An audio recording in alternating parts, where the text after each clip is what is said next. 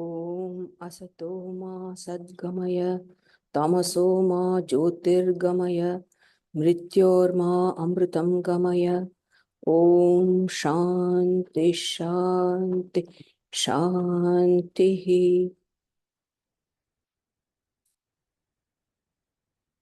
We are now studying Jnana Yoga Part 2. We discussed from the scratch, from the beginning, from aspirations, how sadhana chatushtaya, the fourfold disciplines, going to the Guru, and Shravana, Manana, Nididhyasana, the spiritual practices that are being done for all this, all that we read. Now let's see how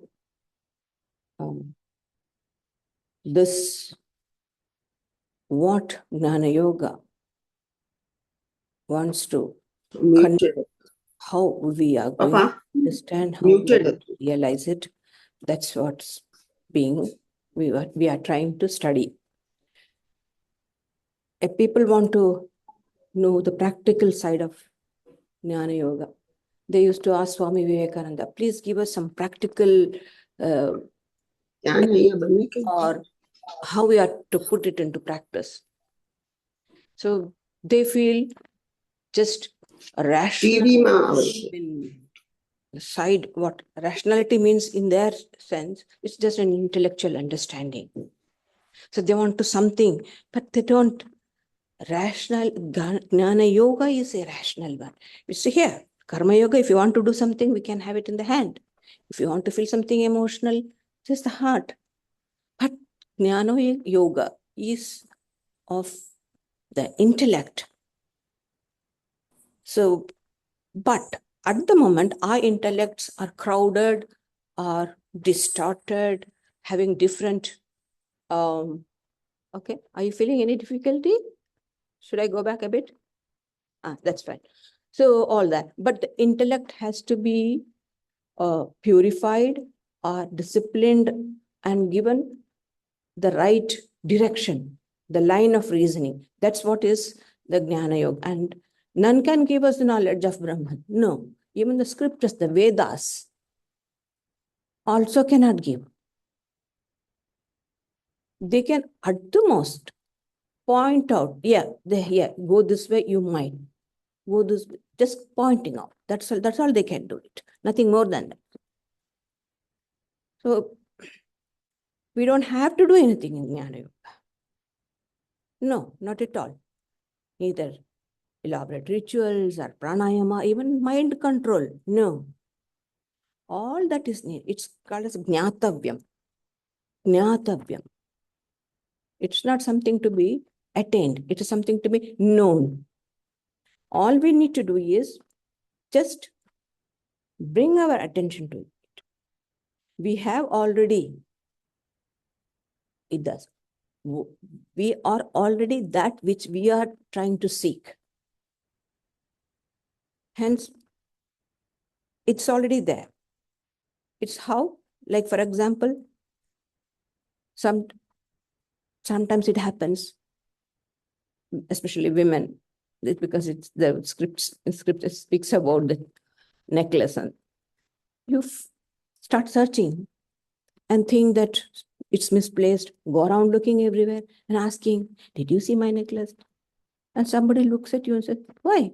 It's on your neck. Oh, asti matram, that's there. That's all. Further investigations have to be done because it's already there. Only thing is our attention has to be drawn. And the Atman is already there, but it is covered by ignorance. All that we are doing is discover. Open the cover. Sri Krishna says in the Bhagavad Gita, Ajnanena avritam jnanam tena muhyanti jantavaha. Why do people suffer? Because knowledge is covered by ignorance. Hence they suffer. Duality is suffering. All we need to do is just remove. Yet, scriptures, in their compassion, try to help us and understand, because the knowledge of the Atman is not available anything. Upanishads alone will give you. The Agama alone is the source of the knowledge. Inference, whatever it is, how much of it, nothing can be inferred about it. Scripture, Shruti alone is the proof. We reason. And that reason will have to tally the Shruti. So three things are there. Shruti, Yukti, Anubhuti.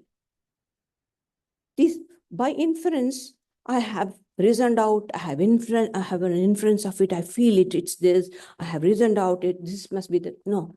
Does it tally what the Shruti says? If it tallies, then your line of reasoning, your rationality is correct. So what the reasoning also, it should be consistent with the scripture. That's the position of Shankara. Because there's no end for the reasoning. We might reason in one way, someone else later can contradict it and give another reason. So where is the proof? Where is the end? The Shruti is the ultimate judge.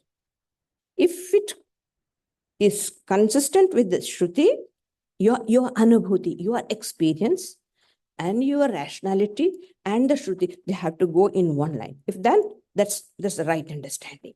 We see in the life, the Vyasa, Shuka going. Vyasa taught him everything. And he went to Janaka and learned. Why? It has to come from the teacher, his own understanding, and the Anubhuti. In Sri Ramakrishna's life, he had the Advaitic vision of Divine Mother. When he had the first darshan of Mother, it was not the form, it was a formless aspect of the Divine Mother. But yet, all the teachers came and he learned from them just to testify his own experience is correct. Keep the validity of the scripture and allow people, give people opportunity to reason and this experience. All these three has to go into that. Hence, the scriptures do give, but it's very important. Sadhana Chatushtaya, the fourfold disciplines are very, very important. To the extent we have some proficiency in this, only then we can dive deep into that. That's more important. And when we reason out and Shravana Manana Nididhyasana, you hear it, it is said, if the required qualification is perfect, then the moment you hear, then you get the knowledge. Shravana matrena, sakat Shravana matrena, Brahma Jnanam yato bhavet. For that, preparation fully is there. So as soon as you utter, the Guru utters the Mahavakya, supposing here's a competent disciple has come, what Yama calls Ascharyo Vakta, Kushalo Selabdha, Ascharyo Jnata, one who is knowing is very intelligent person. And the Guru gives him the opposite, Tattvamasi. Immediately he grasps the wide idea of Tattvamasi. What is Tat and what? Tvam. That there is two things, Tat Padartha, Tvam Padartha. And he understands the unity of it. Immediately he grasps. So that capacity to grasp has come because of the complete proficiency in the Sadhana Chatushtaya, the fourfold spiritual discipline. That's very, and when that happens, or in the case of ordinary people like us, to certain degrees we have, so this Shravana, listening constantly, enables us to go dive deep into Manana, and the Manana becomes, when the Manana is studied constantly, usually they say Nididhyasana is meditation. Nididhyasana is not actually meditation.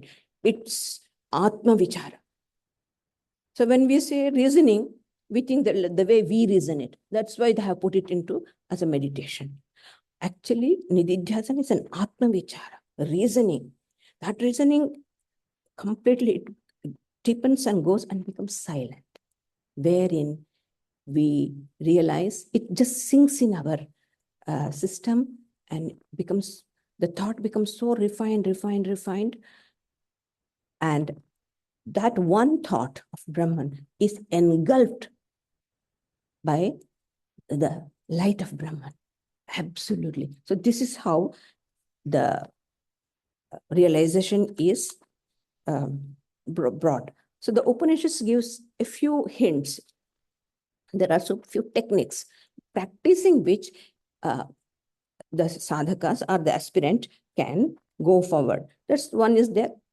One, Drigdishya Viveka. I'm not going to go into detail of that subject, because just one shloka, the first shloka is enough for us to understand. And after that, because Drigdishya Viveka also will not give us the knowledge of Brahman, it will only point out.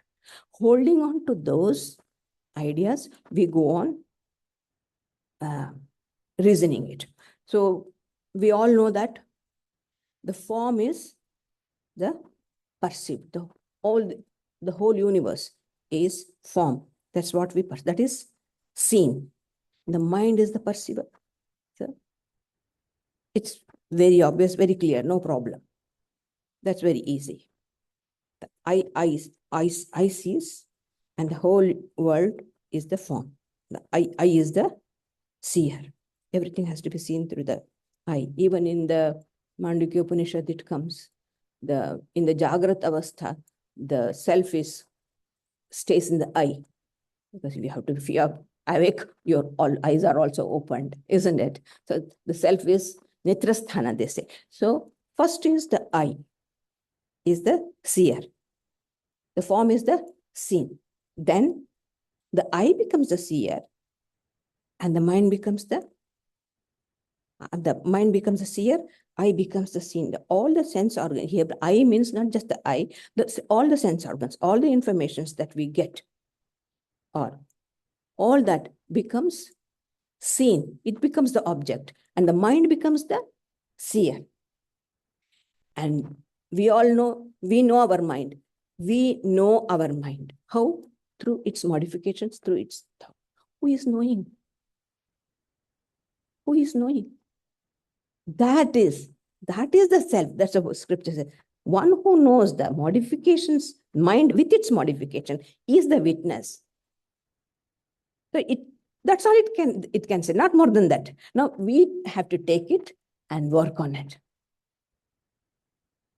So when 3 Ds, discernment, detachment, and dedication, constant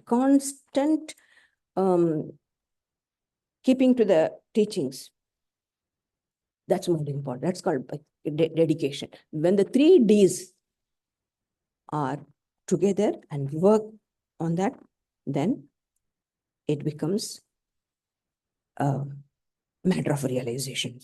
And for that, and once that comes, hold on to that idea. The scripture says, hold on to that idea and allow it to sink in. It becomes a matter of experience. And the idea becomes deep and deep and deep and deep, and when it goes, it becomes a matter of realization. Sri Ramakrishna gives an example that caterpillar, when it thinking of the cockroach, thinking of the caterpillar, it becomes a caterpillar. Actually, what is the caterpillar? It catches the thing, and for the sake of the food, it gives for its egg.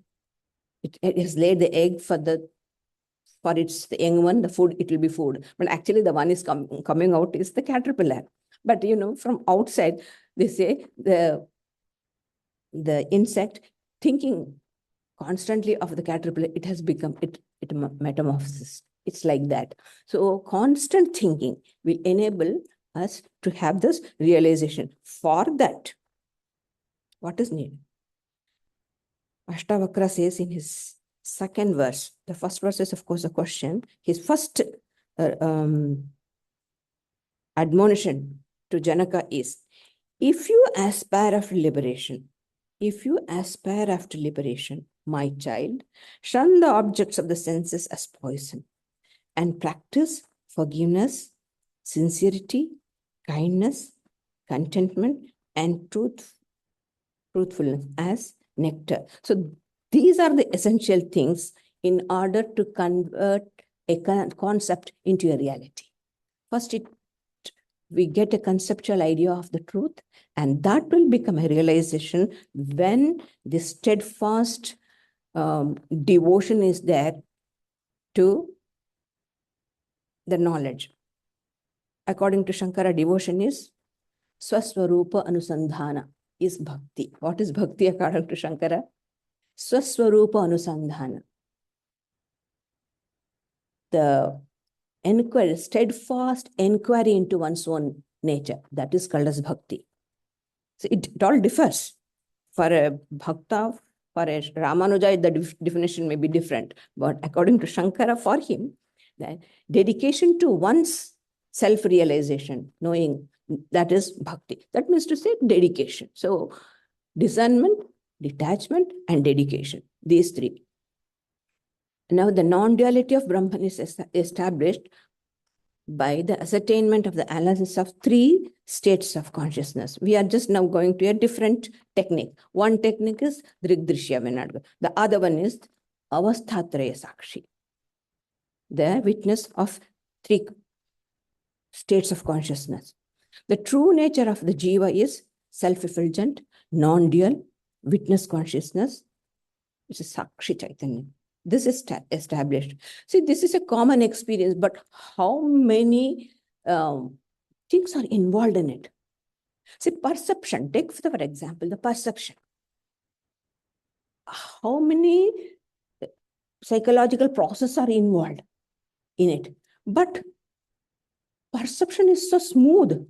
We don't even understand so many things are involved. And still we do not know how the electromagnetic waves are converted into this brain as thoughts. Still, the scientists are struggling hard. No, because things go so smoothly, hardly we are able to understand it.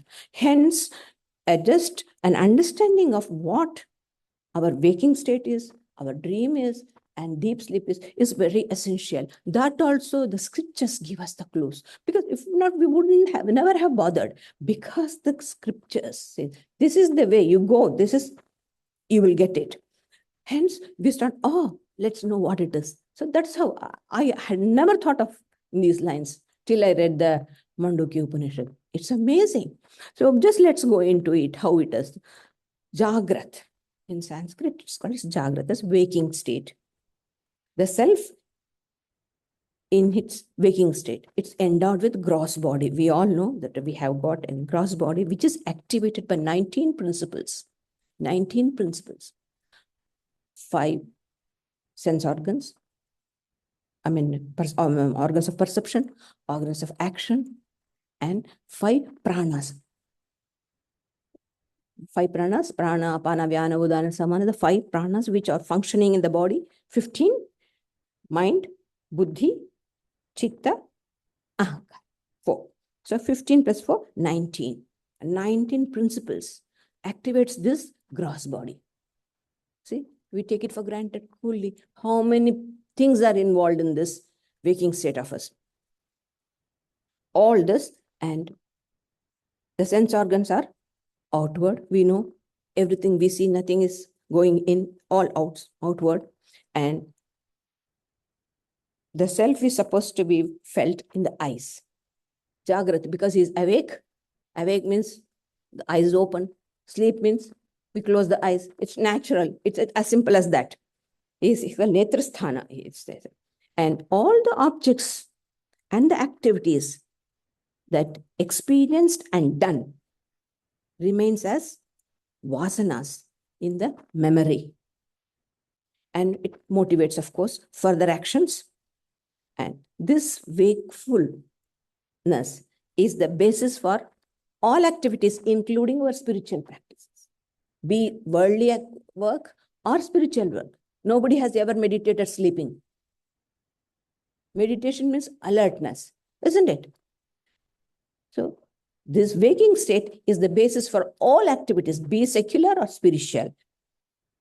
And grief, happiness, dharma, adharma, bondage, moksha, everything is done in this wakeful state. So this is the first state of the self, wakeful. Then comes the dream, swapna, dream state. After carrying out the whole day, the transactions with through the sense organs, the jiva gets tired and descends into the heart. Immediately, all the sense organs move from their location. Bye-bye. We are not going to work. We're getting a nap. So they all enter into mind, because in swapna, in sleep, we don't see, we don't smell, we don't hear. All the sense organs have given up their positions, their locations, and they merge in the mind, and the mind into the heart. You can see, as we feel sleeping, the breath becomes heavy. And you can even feel, those who breathe, you can understand how their eyes, you can feel it. Some people, when they sit for meditation, they start dozing. You can feel the prana, the mind is, with the breath, it's going down. You can feel it. The way they sleep, breathe, then immediately we alert, hey, you're sleeping. Alert them. So the mind, all the sense organs enter into mind enters into heart, and it resides in the heart. But the pranas are very sincere. They don't move.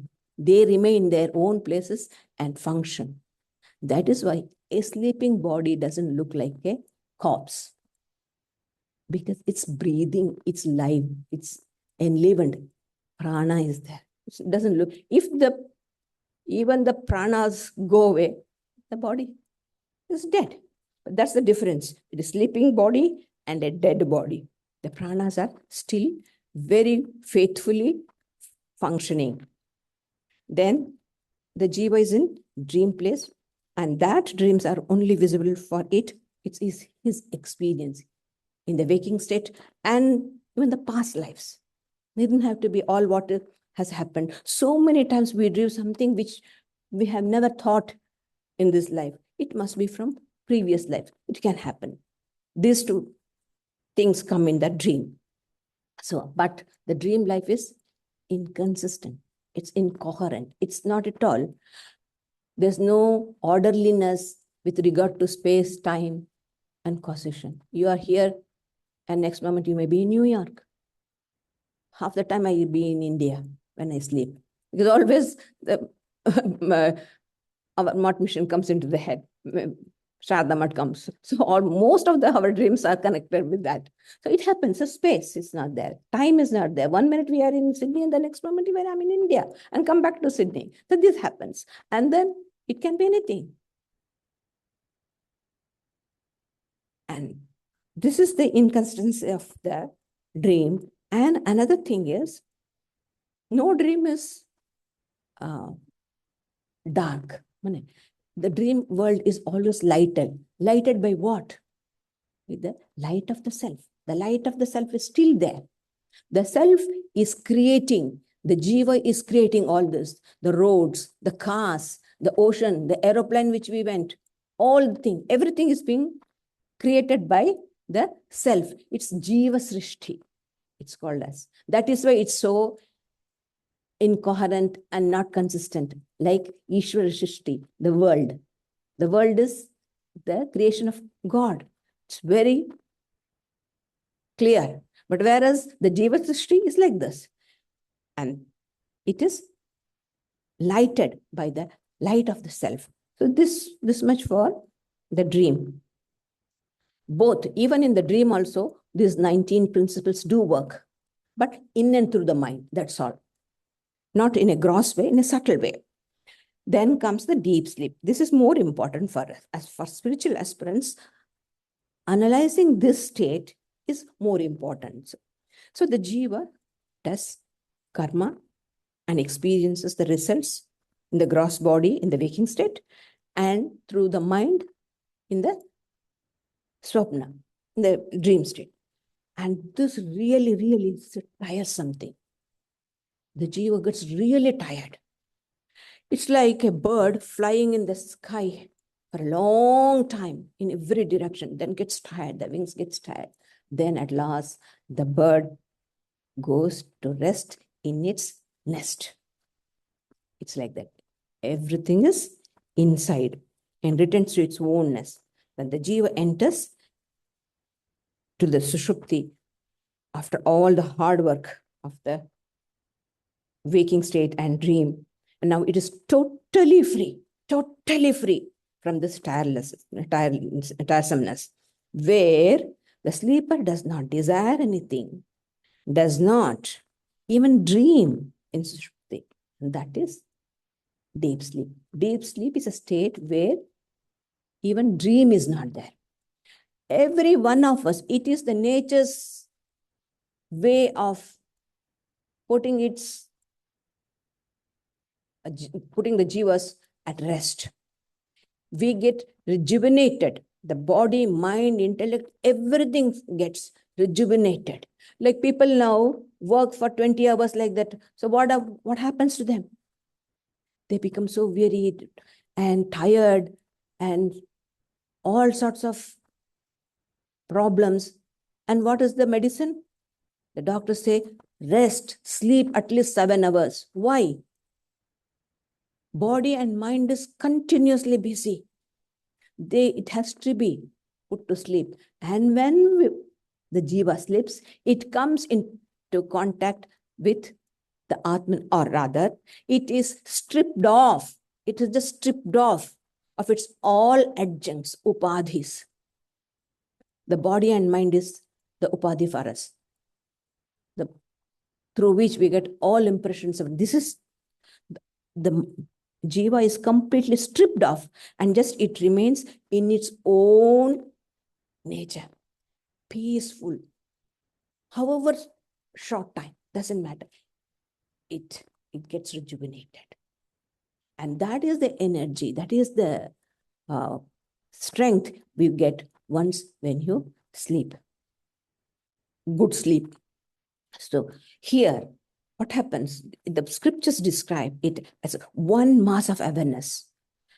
Like how this whole universe, this variegated world in the daytime, what we see, if it's covered by darkness, the whole universe is covered by darkness at the night.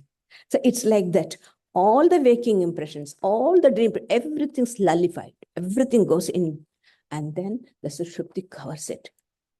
It's like wrapping a sheet and sleeping. Completely no connection with the world. External or internal. And there's no even dream also. Nothing. Clear. And at that time, all the awareness gets frozen, like motionless completely. And the true bliss of the Atman, Anandamaya Swarupa, that is to the brim.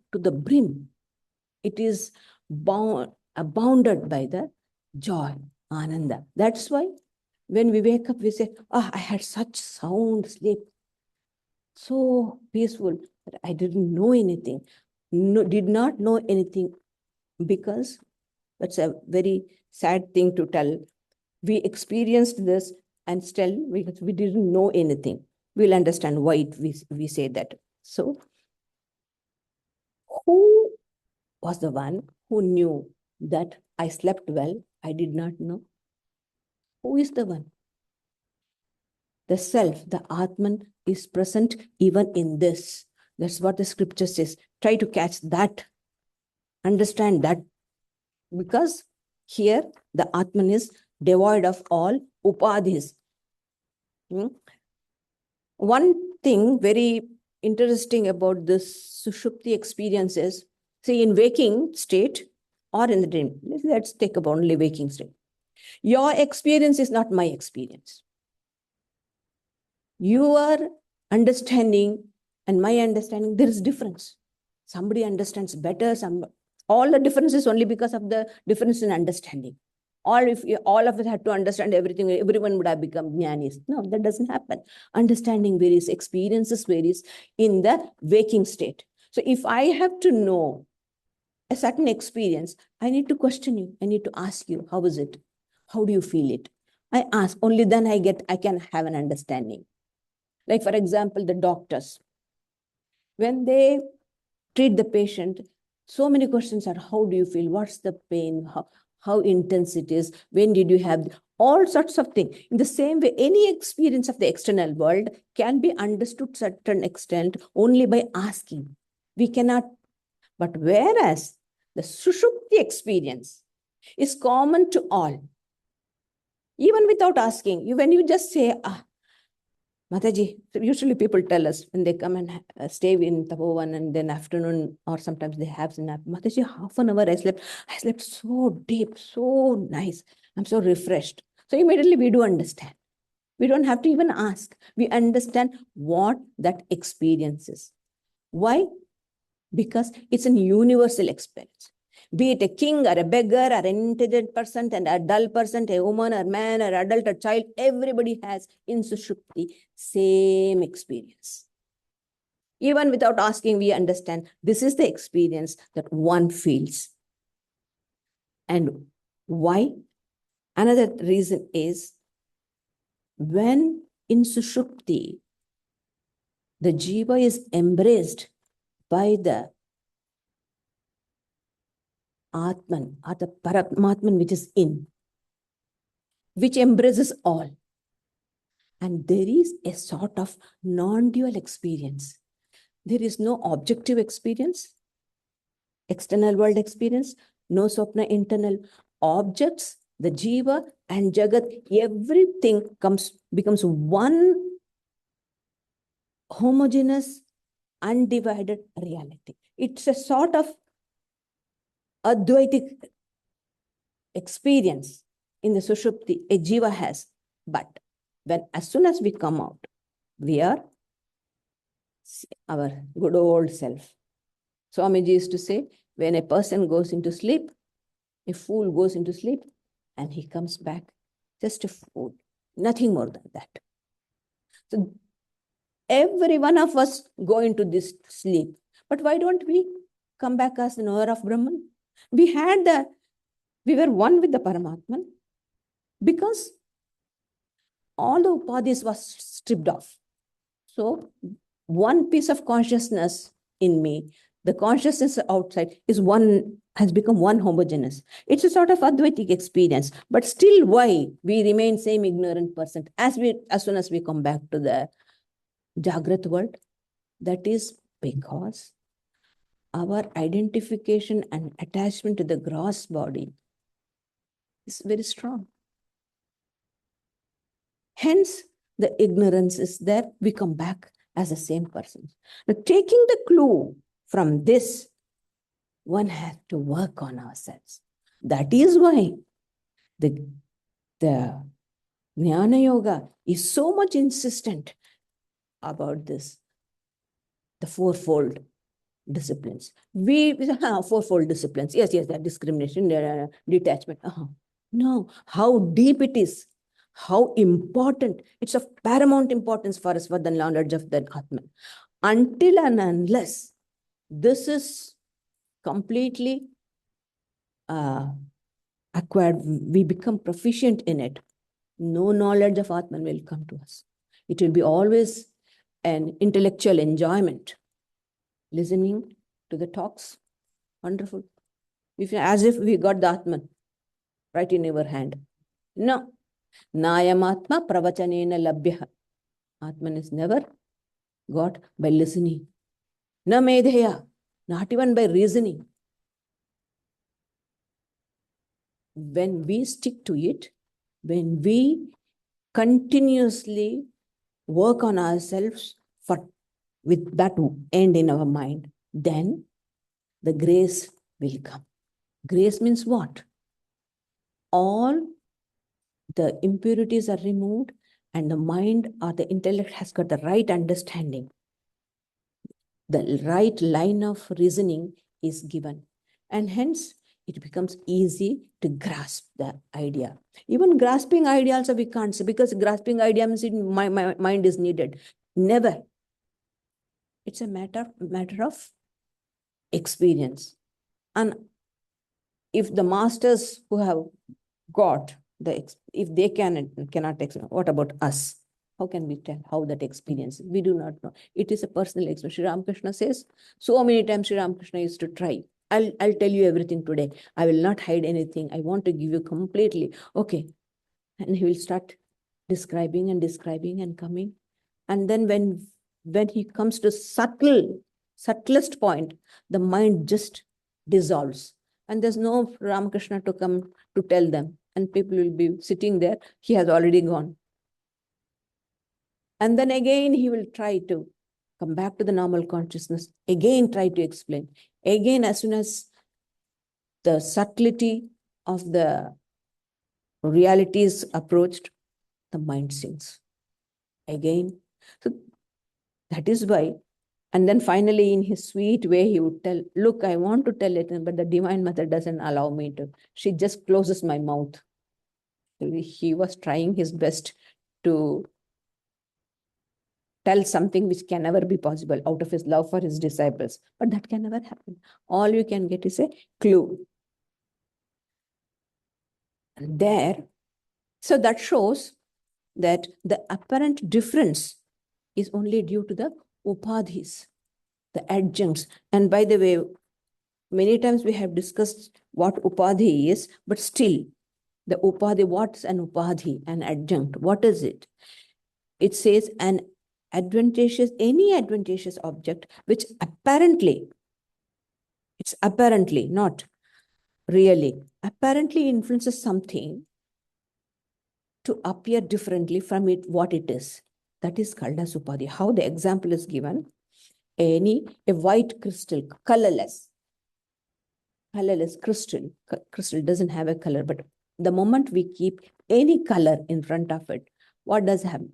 What happens to the crystal is, the color is reflected in it. So our body and mind is the upadhi. So the moment I say I do not understand the true nature of the I. I immediately think I identify myself with this. First upadhi is the body. Yeah, I'm a woman, or I'm a sannyasini.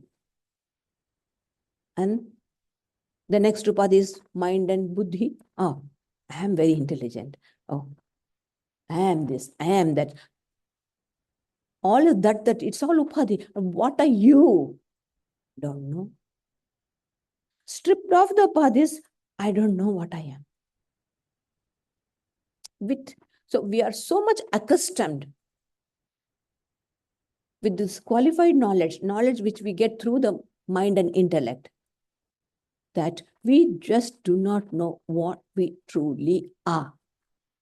So hence the scriptures tell, take the clue from this. In sleep, you were stripped off all your upadhis. There is no mind, there's no intellect, there is no sense organs, nothing to do. You were by yourself. And this consciously we have to do it. How do we do it? By stopping to identify ourselves. Stop identifying yourself with the body. The scriptures tell. Don't identify yourself with the body. The moment you identify with yourself, comes awareness of our gender, and this is one man, this is a woman, starts, and from there goes down, goes up. So first, stop identifying yourself with the gross body, then with the subtle body.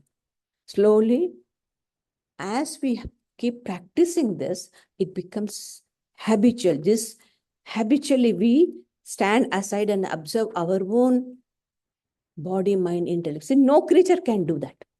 No creature can do. It is the, what do you call, what's the word they say? That's a particular word. Anyway, I forgot.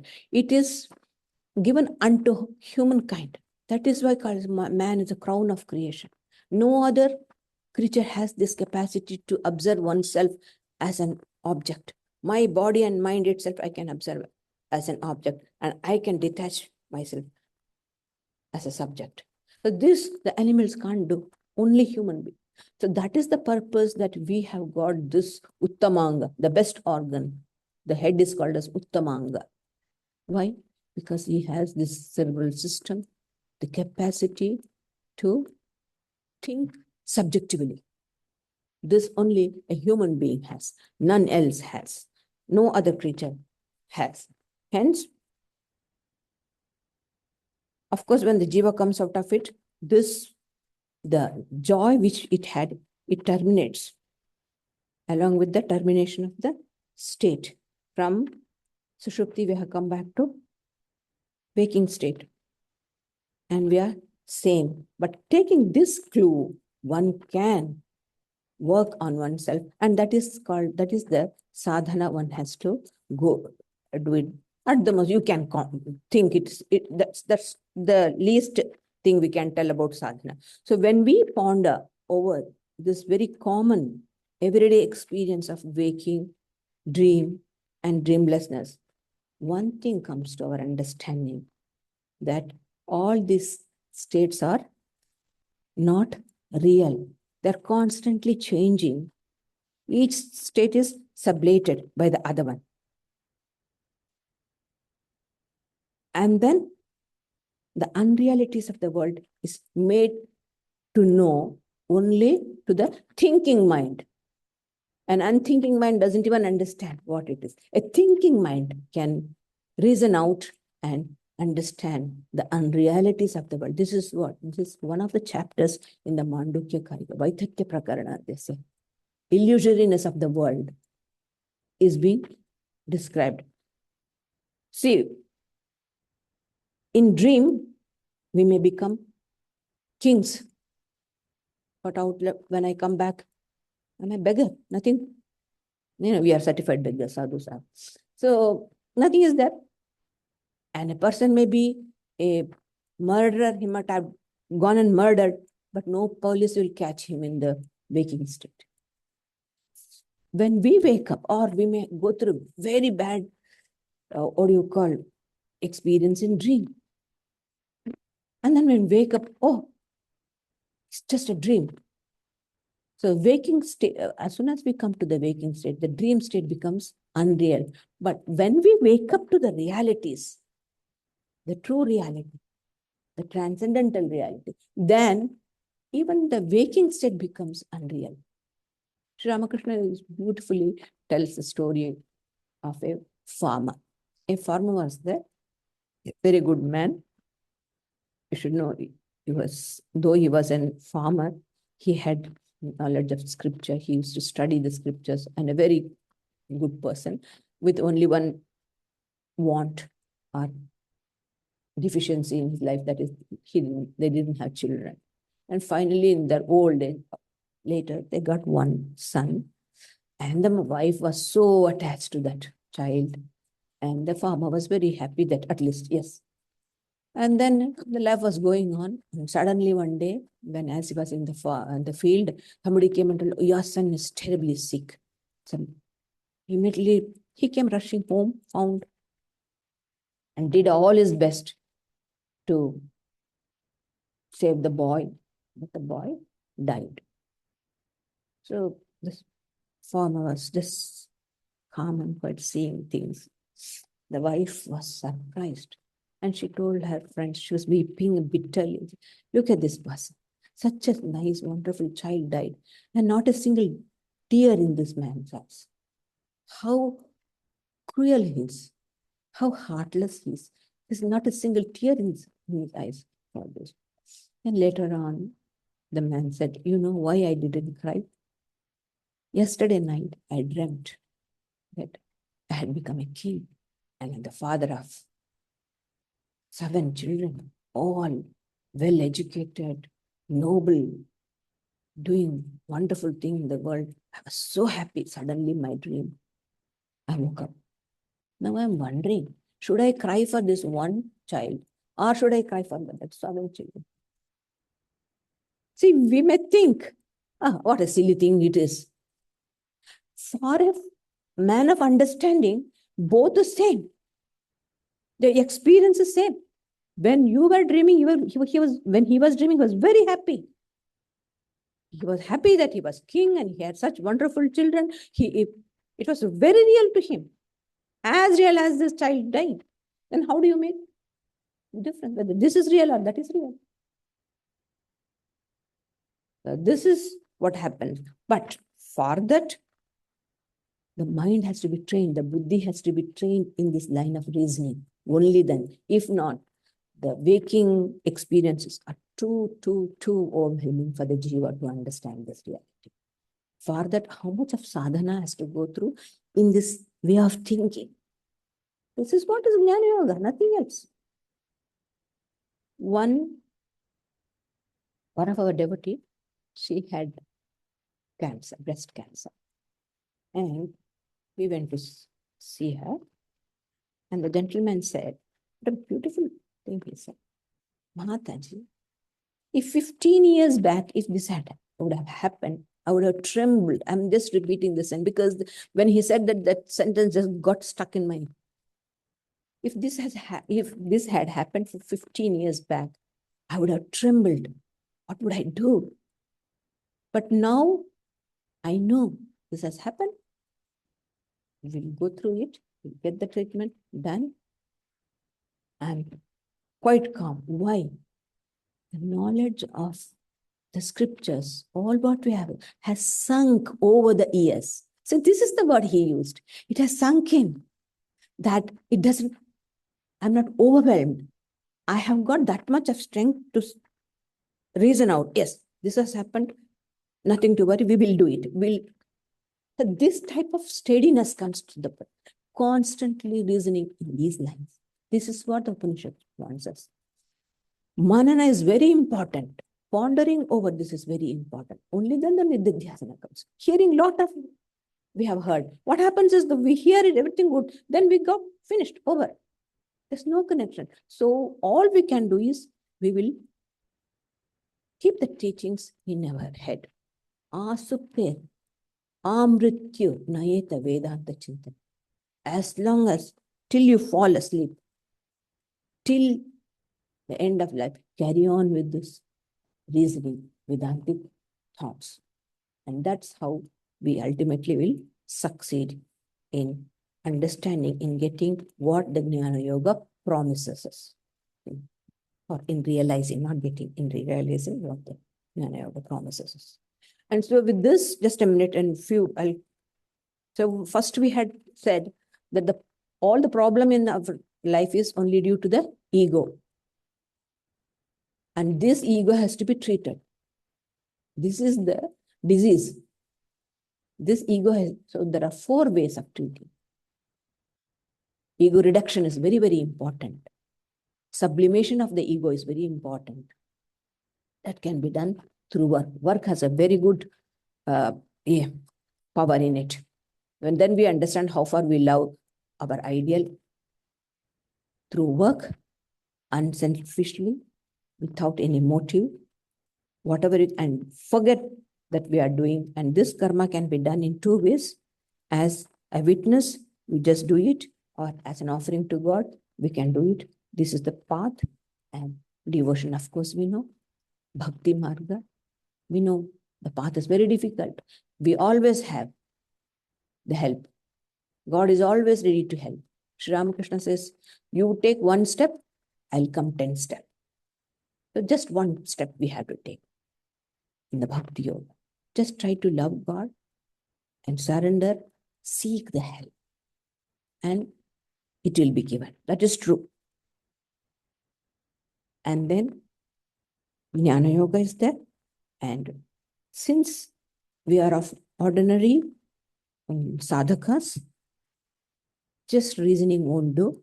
So the modern teachers, including Swamiji, has made meditation mandatory, even in the Jnana. That is why first we started with meditation. Any yoga for that matter. I am karma yogi. Okay, go around doing. It's only going around. No doing, there's nothing. There's no karma yoga. It's only karma. So to know that whether I'm doing karma yoga properly, I need to sit still and think, ponder. So meditation is the basis for all the yogas, be it karma, head, hand, heart. All of this needs meditation. So practicing all the what do you call the proper Vedantins who are very rigid Vedantins, they will not accept. Only through Jnana we will be attaining moksha. But we, in the tradition, Ramakrishna Vivekananda tradition, all the paths are taken. Swamiji says, do it with one or with all and be free. That's what. Reason out, meditate, pray to God, love God, surrender God, and sublimate your ego. Sublimation of ego is very important. So through Karma Yoga, we sacrifice the ego. Ego is cut. In Bhakti Yoga, we surrender the ego. In Raja Yoga, we separate it. We analyze it and separate. And in Jnana Yoga, we deify it and know that one self alone is there. We are trying to regain our individuality. Swamiji says, we are not yet individuals. We are all struggling to become individual. Individuality is in one. What is one? Infinite individuality is that. All these are just delusion. So we are really working for that true individuality, true I. That is what? That's the real I. So through all this path, one can get it, and we work in all this way. All this path we take, and we reach the goal for which this psychophysical organism has come into existence. Yeah. Thank you. So we have some time for questions.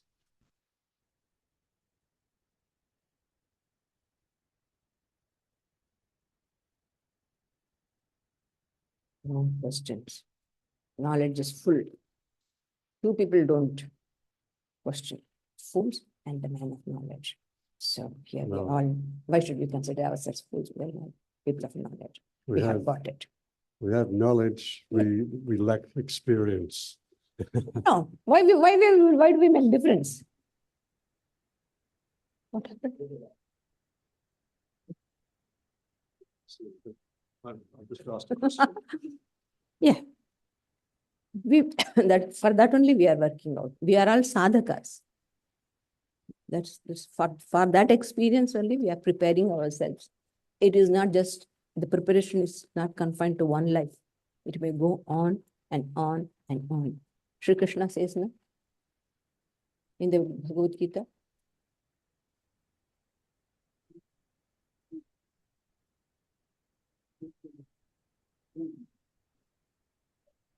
Yes. Experience is only to be explained. It cannot be explained. Somebody asked Vireshwaran Maharaj about Holy Mother. He said, Holy Mother is not an object of explanation. She is a subject of experience. Yes, Kannan? No, Vin, I better jump in. Vin's first in line here. Yeah, go ahead, Vin. I've got the volume up. Hello, Mataji. Thank you for a wonderful talk. It was really insightful and lots of depth to it. There's a little blockage in my mind whenever this subject comes up. It's about when we say we've had a great sleep.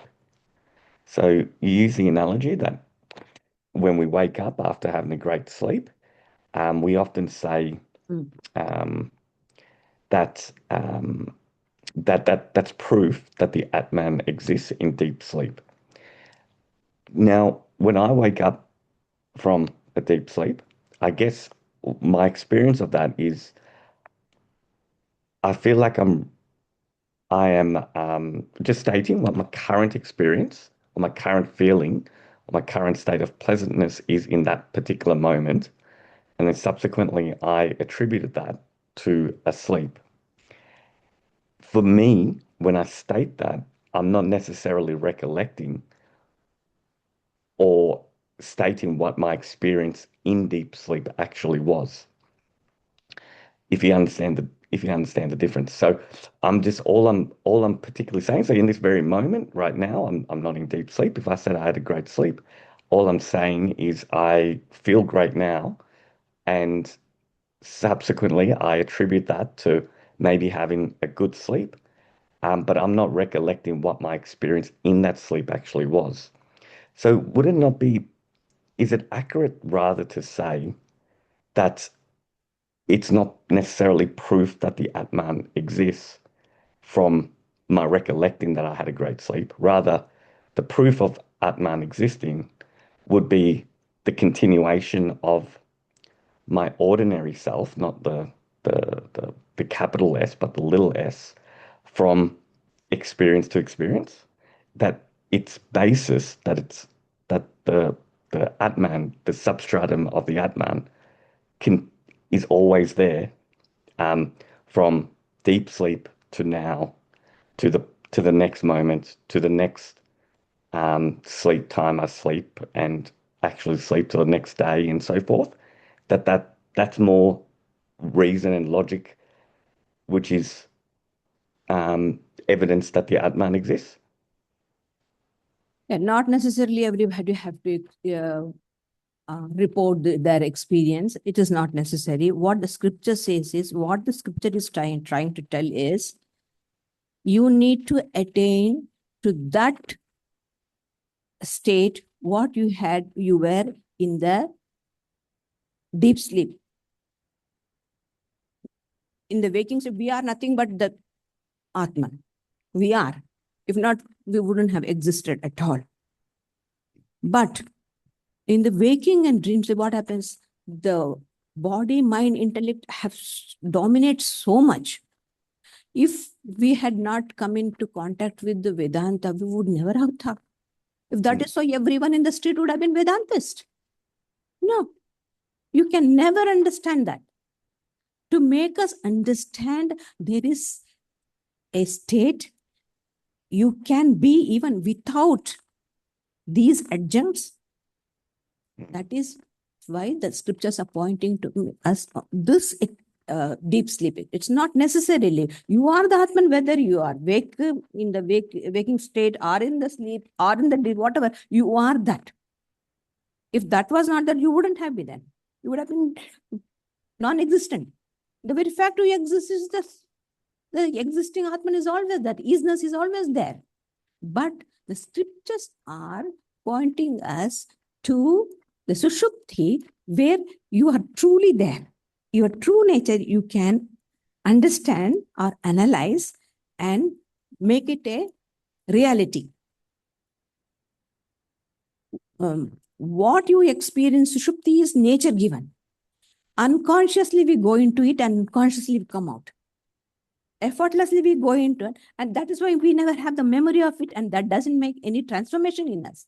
But when the scriptures is asking us to consciously experience our Sushupti state. To put it in I don't know how to put it. That's what I understand. Consciously experience yourself as you were in the Sushupti.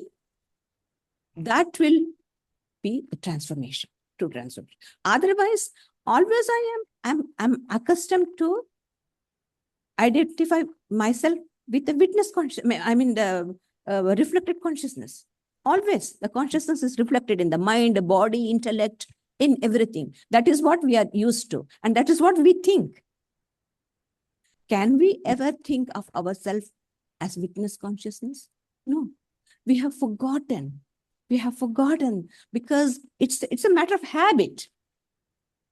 Habit in the sense, don't know when I became many. From then on, this has been going on.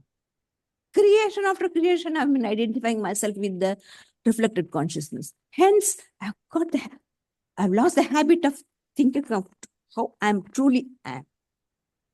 Without nirupadhika, without upadhi, I can't think of myself. With upadhi, I think, yes.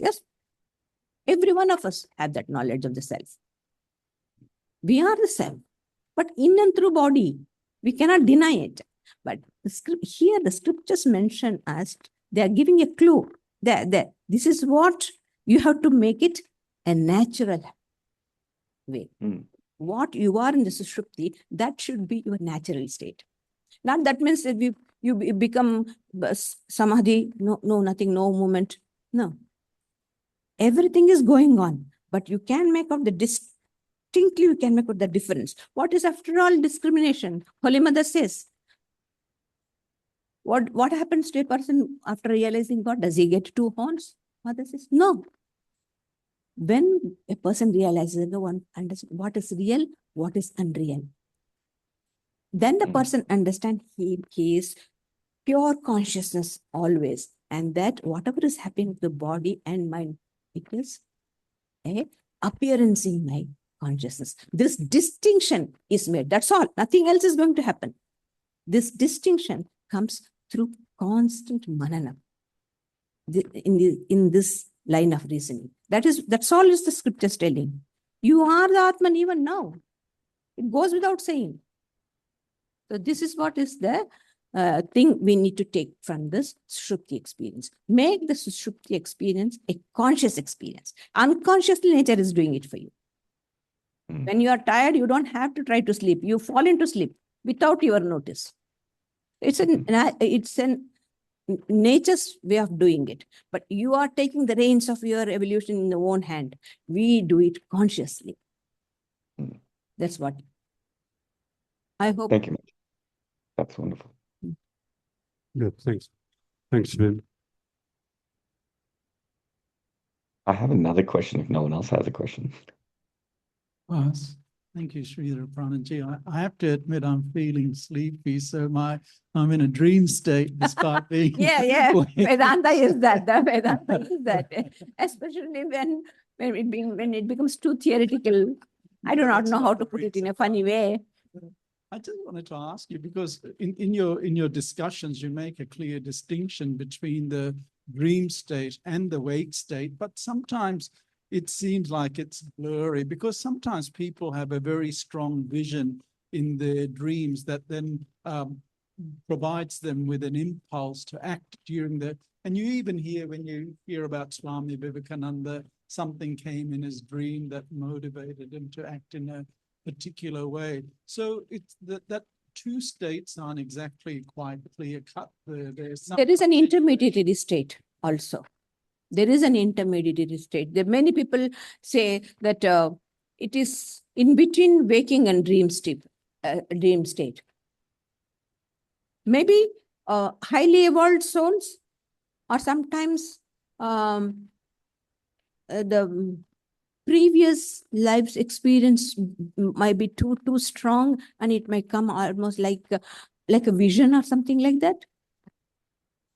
I have heard quite a few of our Matajis telling that it's in between. You cannot call it's a waking state, or you cannot call it's a dream state. It's an intermediary state. This I have no idea. But this is a general idea of the common man. There are exceptions are there. There are experiences are also. It differs according to the evolution. But this is a general idea that scriptures is giving. This is what the dream, which didn't have to always fit in with that.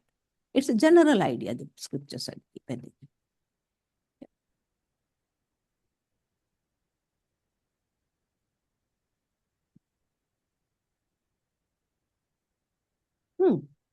It just we slip in. I think I was just thinking, state. Kannan, I was thinking of your question. So state does not mean it's a boundary definition.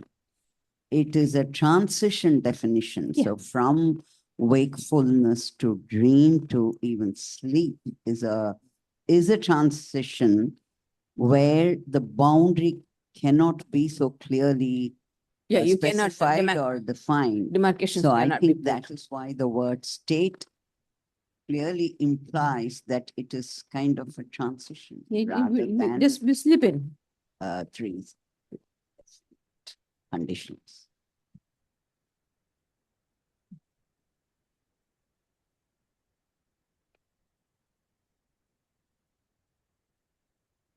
So we have time. There's still time for more questions.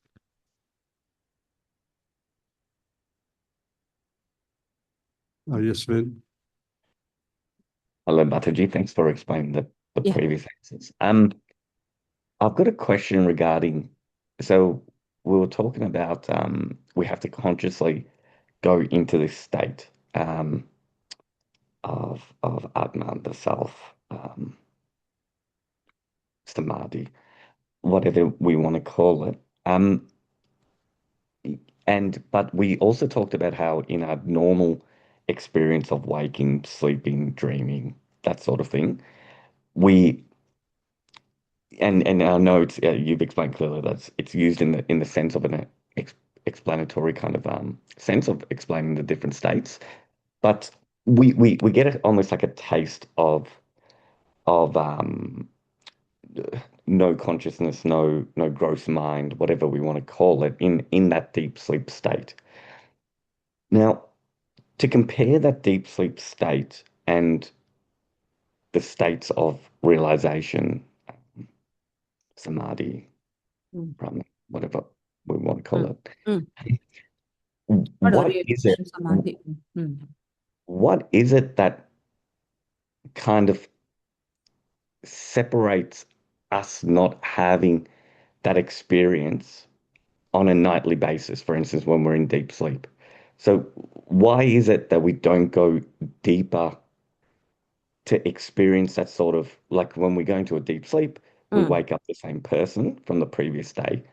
Why is it that we don't have the ability to go deeper in that sleep state to Mm. touch? Yes, that is because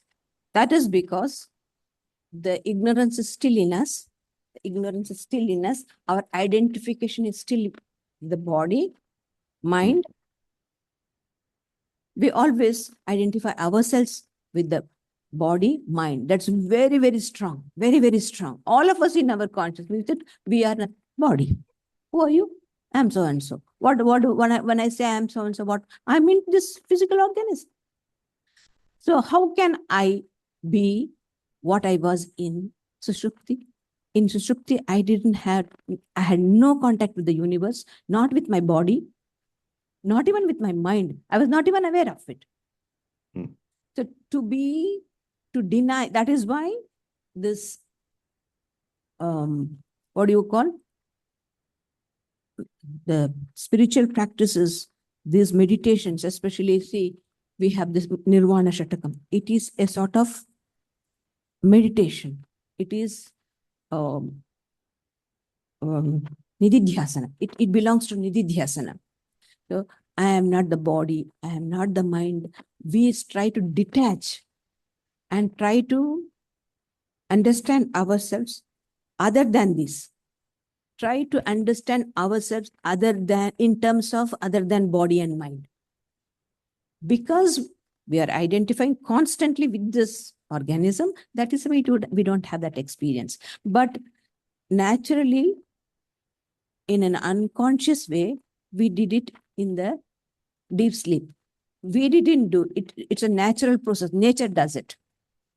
Nature lulls us into sleep, and that's how it goes. That is what is called a spiritual practice. That is called sadhana. Sadhana is effort. We put an effort. And if we are very sincere in our effort, truly if we have put, then our body and mind will not dominate us. We will not be part of. So we will have the capacity to be as a witness. We will learn. It's a process, a long process. We have to learn ages. We have to go through and understand this. And this is what is called as sadhana. And what else is spiritual practice? To disentangle yourself and be aloof. Do not be disturbed by your thoughts, your body. They will not have control. Once we have got this strength, then we remain in our true nature. It's a matter of sadhana. That is why, because we haven't That is why we don't experience. Once we get the proficiency in this fourfold sadhanas, there you will have it. We will have it. There's no doubt about it. It can be. But it is not given just for asking. It's hard work.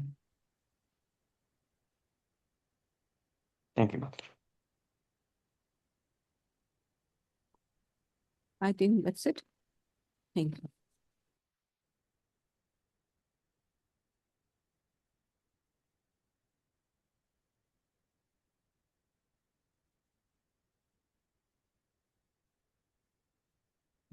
Thanks to Sridharaprana for guiding us through all of the 4 yogas. I've got a request that maybe, well, in a few years' time, we might revisit and we can develop. They will lend themselves very well to quite well developed PowerPoint presentations.